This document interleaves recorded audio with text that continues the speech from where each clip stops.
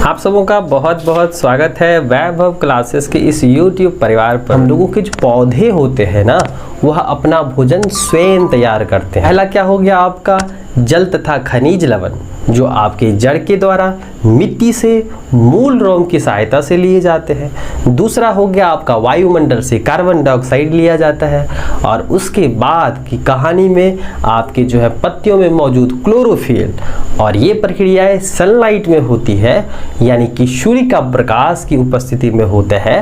तो इसके परिणाम स्वरूप क्या करते हैं, हरे पौधे अपना भोजन स्वयं बनाते हैं। किस रूप में बनाते हैं भाई? तो ये कार्बोहाइड्रेट्स के रूप में संचित करते हैं और हम लोगों को क्या देते हैं, आपके प्राणवायु यानी ऑक्सीजन देते हैं। हम लोगों के विकास का एक दुष्परिणाम है। मनुष्य ने जो है अपनी आवश्यकता की पूर्ति के लिए हमारे इस पर्यावरण को इतना क्षति पहुंचाया कि अब हम लोग खुद इस पर्यावरण में रहने के लायक नहीं रहे। पृथ्वी ही मात्र एक ऐसा ग्रह है जहां पर जीवन संभव है। वर्तमान से लेकर के अतीत तक की कहानी में मनुष्य ने जो है सदियों से, जब हम लोग आदि मानव थे तो वहां पर भी जो हम लोगों ने क्या किया, प्राकृतिक संसाधनों का उपयोग किया। और आज के जो वर्तमान मनुष्य है, यहां तक का सफर हम लोगों ने तय किया।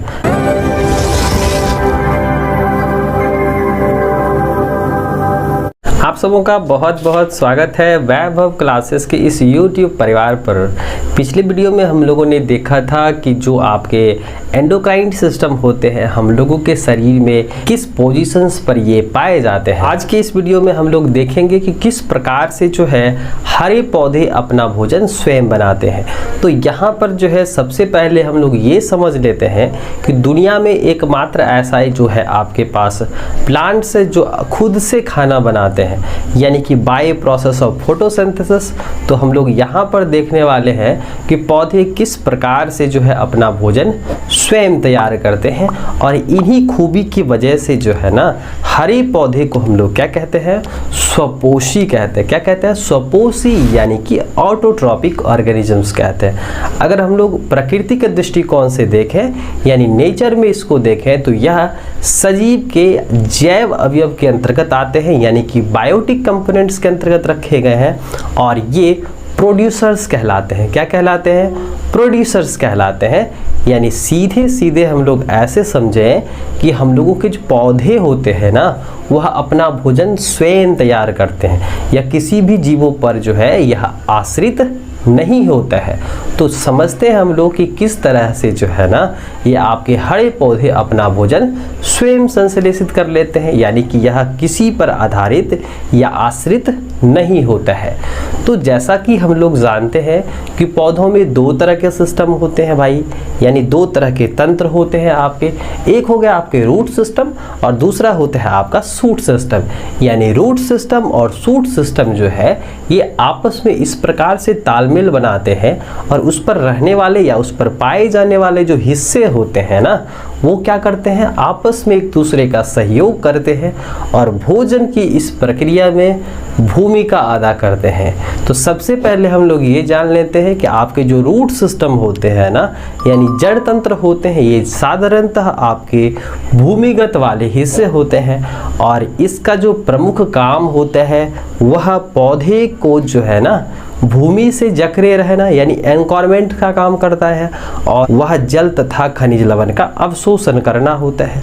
फिर आ जाइए कि हम लोगों के जो पौधे होते हैं, तने एवं शाखाओं पर पत्तियां लगी रहती हैं, और उसमें पाए जाते हैं क्लोरोफिल, यानी हरित लवक। और हमारे वायुमंडल में क्या होता है, कार्बन डाइऑक्साइड होता है। और ये सारी प्रक्रियाएं कब होती हैं, तो ये होती हैं सूर्य के प्रकाश की उपस्थिति में। तो ये सारा आपका रॉ मटेरियल्स हो गया। पहला क्या हो गया आपका जल तथा खनिज लवण, जो आपके जड़ के द्वारा मिट्टी से मूल रोम की सहायता से लिए जाते हैं। दूसरा हो गया आपका वायुमंडल से कार्बन डाइऑक्साइड लिया जाता है। और उसके बाद की कहानी में आपके जो है पत्तियों में मौजूद क्लोरोफिल, और ये प्रक्रियाएं सनलाइट में होती है, यानी कि सूर्य का प्रकाश की उपस्थिति में होता है। तो इसके परिणाम स्वरूप क्या करते हैं, हरे पौधे अपना भोजन स्वयं बनाते हैं। किस रूप में बनाते हैं भाई? तो ये कार्बोहाइड्रेट्स के रूप में संचित करते हैं।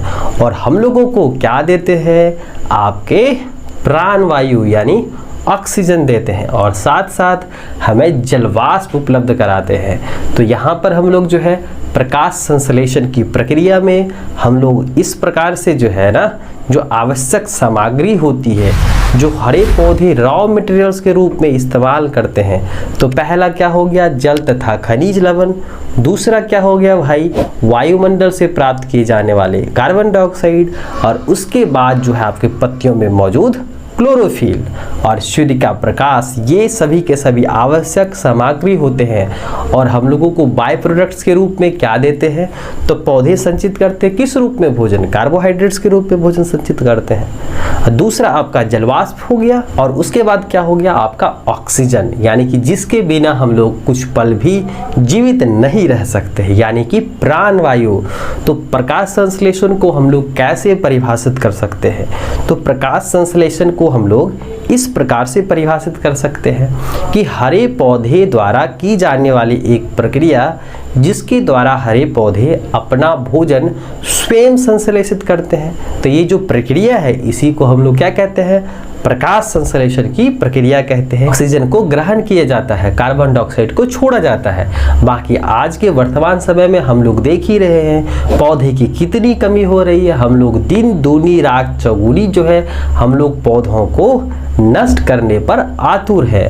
तो क्या होगा, हम लोगों में पर्यावरण का जो संतुलन है, ऑक्सीजन की जो मात्रा है हमारे पर्यावरण में, वो दिन दूनी रात चौगुनी क्या हो रही है, घटती चली जा रही है। तो इस तरह से अगर हम लोगों को प्रकृति का साथ देना होगा, तो अगर हम लोग लंबे समय तक इस पृथ्वी पर रहेंगे तो हम लोगों को क्या करना होगा, पेड़ पौधे को लगाना होगा। अगर नहीं लगाएंगे तो ध्यान में रखिएगा कि अगर प्रकृति का स्वास्थ्य बिगड़ता है तो हम लोग इस पृथ्वी पर रहने के लायक नहीं रहेंगे। इसका मतलब ये हुआ कि अगर हम लोग जिस घर में रहेंगे और वहीं आग लगा देंगे तो सवाल ही पैदा नहीं होता है रहने का।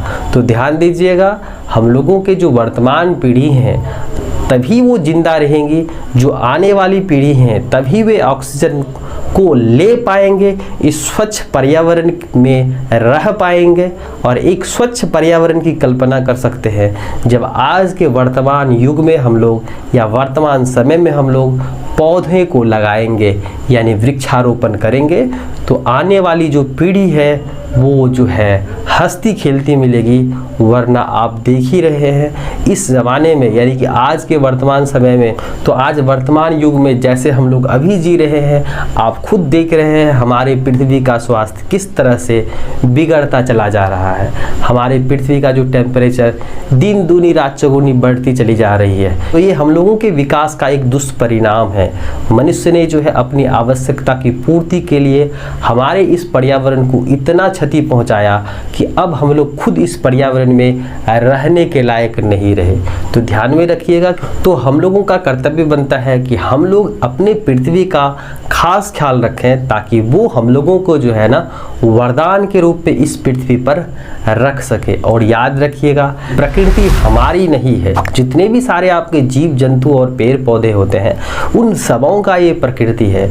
तो प्रकृति जो है हमारी नहीं है बल्कि हम ही लोग प्रकृति के हैं। यानी कि प्रत्येक जीवों का प्रकृति पर जो है ना, प्रत्येक जीवों का प्रकृति पर हक है।